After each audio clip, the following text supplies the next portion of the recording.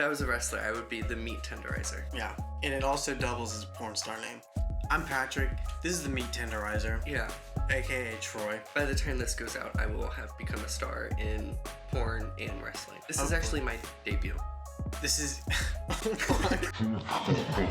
Right, this is our first video we're making together, and we didn't really know what to do it about.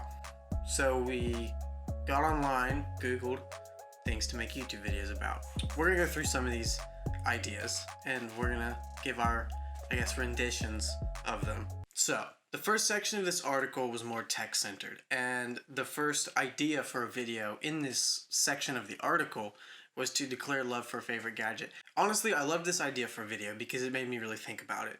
And what it made me think about was the one thing that I use every single day that I don't really know I could live, like continue living normal life without, and that is my Orgasmatron 3000 washing machine. What this does basically is, well, what it is it's a washing machine with like a saddle on top, and you just sit on it and run the washing machine, and it's just beautiful. I don't know if you've ever had the opportunity to try one or not. When you were in the bathroom, actually, I took a go at it. You use my Orgasmatron?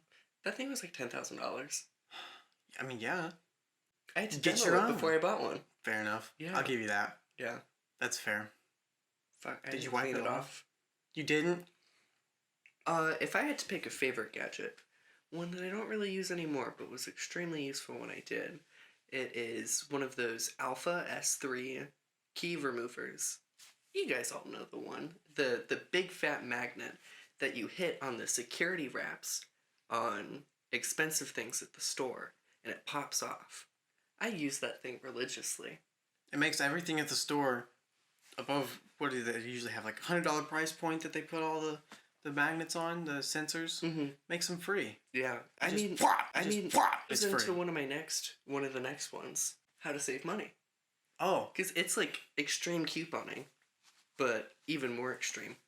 You just bring it in and, you get whatever you want for free. you bring it in the store, right? You find something you want. You said, okay, I want this Orgasmatron 3000 as an example. And, you just whack it one time, pops the sensor right off, and you walk out of the store with it. If they try to stop you, well, you have a big-ass magnet to hit them with. Yeah. You pull their pacemaker right out of their chest. Or, an even better idea, I don't know if any of you all have the Apple credit cards, but they're made of titanium. And what you can do is sharpen the edge and use it as a throwing star, and it just cuts heads clean off. If you cut like a little boomerang shape into it, you can throw it and then catch it. Comes right back to you. Cuts heads clean off, comes right back to you, stick it back in your wallet. When you actually do go to buy something, it's still there. Who's gonna stop you? The police? They can't do anything with your titanium boomerang. No. You ever seen what a titanium boomerang can do to a cop car? If you haven't, you should look it up, because it's outrageous. That'll be our next video. We'll do a demo. Anywho, on to financial planning. This is a tip that I hold near and dear to my heart. Always keep in mind that buying crack from a guy on the street corner is not a good investment. I disagree with that. You disagree? I strongly disagree with that. Please elaborate. You are fueling local businesses by purchasing from local retailers. You're putting money straight back into the economy. It's a fair point. And money in circulation helps everybody. You're helping yourself by buying Creek from the sketchy guy in the alley. But, counter argument. You buy crack from the sketchy guy on the street corner, and it's laced and it kills you. Then there's a reduction in consumers, which is then hurting the local businesses. Consider this, though. When you die, your organs can be harvested by, the crack dealer's friends, since this was his plan all along. He follows you. He follows you because he knows you're going to die. He wants to harvest your organs to sell them. Do you know how much money you can make from harvesting organs? A lot of fucking money. A lot of money. Yeah. That's my main financial planning tip. Harvest as many organs as humanly possible. So, moral of the story here is, become a crack dealer on the side of the street, lace your crack, and then harvest people's organs when they die. One time, Patrick got really drunk, and he passed out. I actually stole one of his kidneys, and I don't think he knows about it. Is that where that scar came from? I figured he wouldn't see it. I went in through his mouth, and I went down, just so he wouldn't see the scar, but I guess I wasn't cautious enough. It's like endoscopy. It's like endoscopic style. Do I look like a doctor? I don't know what that means. It's like a colonoscopy, but down through the mouth. That's what I should have done. I should have gone through the colon. He should have stuck a. Okay, next financial planning tip. All right, and this is a big one. Banks are scams, and burglars will steal your money if you hide it under the mattress. So the best way to protect it is to keister all of it. Keister. Shove it up your ass. Oh, okay, that's a good idea. Nobody will ever know. Be like a rich person. Turn all of your actual cash into a liquefiable asset, like super pure cocaine, and then you put it in a condom, shove it up your butt. Whenever you need cash, you take a little bit out, you sell it on the street, bam. Yep. I mean, that's finances 101 right there. Let your money work for you. Also, when it comes to being smart, the next financial planning tip. Hookers will break your heart. So pay your $5, get your lap dance, and be done with it. If you catch feels, you don't want to go down that road. I can attest to that. You don't want to go down that road, I promise. We've all been there. And if you haven't, You will be. take our word for it. You'll probably end up there one day, but you can't say we didn't warn you. Yeah, we want to help you as much as you can, as much as we can. But that's something that sometimes you just have to learn for yourself. Yep. Don't. Like how to ride a bike. Yep. Once you learn, you never forget. Don't fall for the hookers. Bad idea. Bad. A lot of other benefits, I would imagine. Lots Hookers of. probably have really good drug connections. Yeah. Lots of STDs. Uh-huh. Who doesn't love those? Right. I mean, you can get those for free. Yeah. Genital herpes out the ass. You're welcome. Oh, savings accounts are for pussies. That's the tip. Yeah. Again, keep all of your money in a liquefiable asset. Crack up your butt. Sell the crack that you kept up your butt. Mm-hmm. Lace it. Harvest organs. Sell the organs. It pays Liquefy for itself. the cash you get from harvesting the organs to make more cocaine. I guess technically Shove you're it up your butt. solidifying the cash. I think you're solidifying the cash by turning it into an asset. Mm-hmm. And then you liquefy it by turning that crack back into cash. Yeah. It's just crack 101. It's a cycle. I mean, do you want to, make it in life or not? Ask yourself that. Tax fraud is always a good option. Tax fraud. Yeah. That's easy. There's like over 300 million people in the United States. What are the chances the IRS is going to find you? Look, just trust us, okay? We know what we're talking about. When it comes to drugs and tax fraud and hookers, we know what we're talking about, okay? We live very different lives. Me and Troy live similar lives. You live a different life from us. You live a sad life. Mm-hmm. Ours is great, in case you haven't caught on to that by now. This is where all the good advice comes from. Exactly. Subscribe to this channel because you want our insight. Do you want a life like us? Yeah, you want to live like we do. Drugs literally out the ass. Yeah. Your drug dealer's following you home. Hookers are begging to suck your dick. And the IRS always wants to know where you are. Everyone's just obsessed with us. We're popular guys. What can we say? It's because we know what we're doing. This isn't the only aspect of life where we know what we're doing. And, we realize that some people don't desire this lifestyle, and that's okay. We have plenty of advice for people who want to go about the normal lifestyle, 9-to-5 job, work till you're 60, 65, and then retire, right? Which is why we're going to segue into the next topic of discussion, which is job interview tips. The first tip I have to share is one that it goes down at the initial interaction, right? You walk into the interview room, you see the interviewer. Don't make eye contact with them.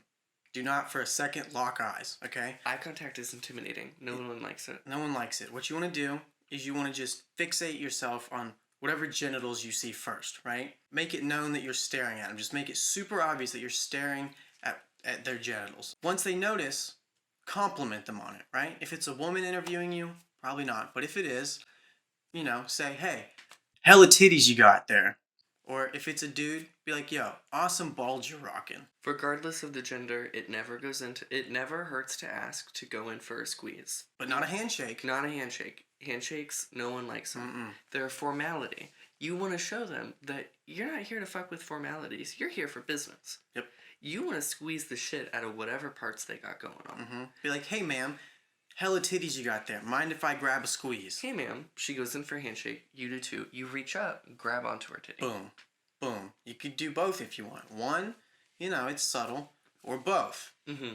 It's a power move. It is. It's a power move. Before you go in for a handshake, before you say your name, hello, whatever, you're instantly down on your knees as soon as you see them, sucking the skin, the life force, their soul out of whatever genitalia they have. Yep. You're trying to make a good impression. You're trying to show that you're here because you care. Yep. You mean business. You're not here to fuck around. You're here to fuck around. Mm-hmm. You want to impress them, right? And what better way to impress them than to show them your sexual ability?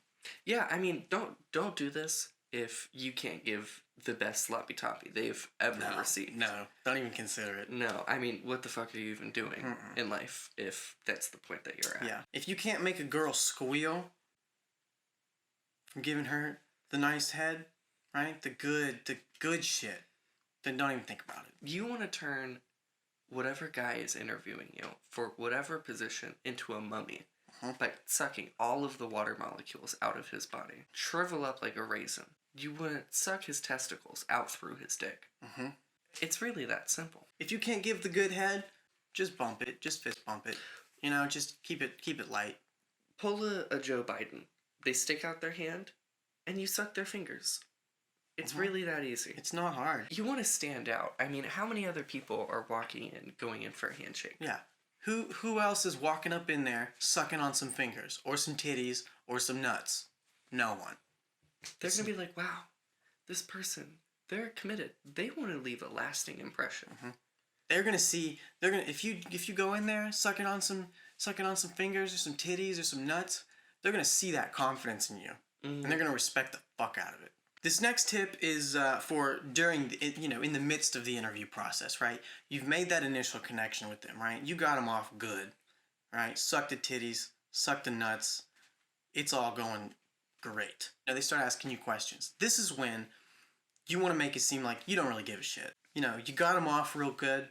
You want to be still that cool, confident person, but make it seem like, this job, you're here, it's just another interview, you've got 12 more later that day. Even, it may be even a good idea to let them know that you don't give a shit. Tell them that you have 12 other interviews that day. Intimidate them, make them fearful that they may not get you as an employee. Let them know how little they mean to you. Mm-hmm. How you don't even care enough to wish harm upon them. Because it's a waste of your time. They could stop existing and the world would revolve in the same way. You can even spit on them if you want. Okay, final tip for interviewing. Now, this goes for girls or guys, whether the interviewee or the interviewer, same sex, different sex, doesn't matter. If you find them attractive, let them know how much you would like to rip their clothes off and fuck their brains out.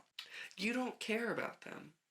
But you're sending a message that you're a person, you're sociable, you're charismatic, you have confidence, and you appreciate them. Yep. Also, you never know. It could be a porn shoot disguised as an interview. That is true. I've run into that situation at least 6-7 times. The next area of advice we'd like to dive into with you today is about your health. Body positivity is good, being confident is good, but we also know that there is the argument going around that, weight doesn't correlate with health. It fucking does.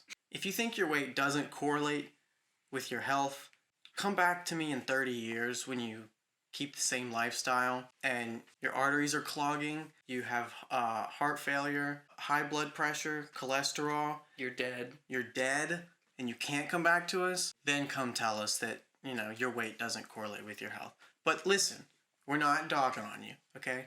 We're not here to make fun of you because of your weight. We want to help you. We're here to give you advice. If you want to lose weight, just eat less, you fat fuck. That's all you gotta do. Eat less and exercise. Drink some water. Stimulants are the way to go. Caffeine, if you're a little bitch. Meth, crack, bath salt. No, but in all seriousness, you should be concerned about your health. Be mindful. Eat well. Take care of yourself. Okay, so that about wraps up this video. Hope you enjoyed it. Before we go, I'd like to make a quick PSA. When you go to the zoo, I know at times it may seem tempting, but whatever you do, do not try to fuck the orangutans. Promise you, it's not a good idea. Tried it once. They don't like it as much as you think they would. I want to say that's bad advice, but, you know, you shouldn't fuck orangutans. It's like, don't sit on top of an airplane. Yeah, so I think that about wraps up this video, guys. Thank you for watching. If you made it this far, be sure to like, comment, subscribe. We'll be posting more videos. Peace.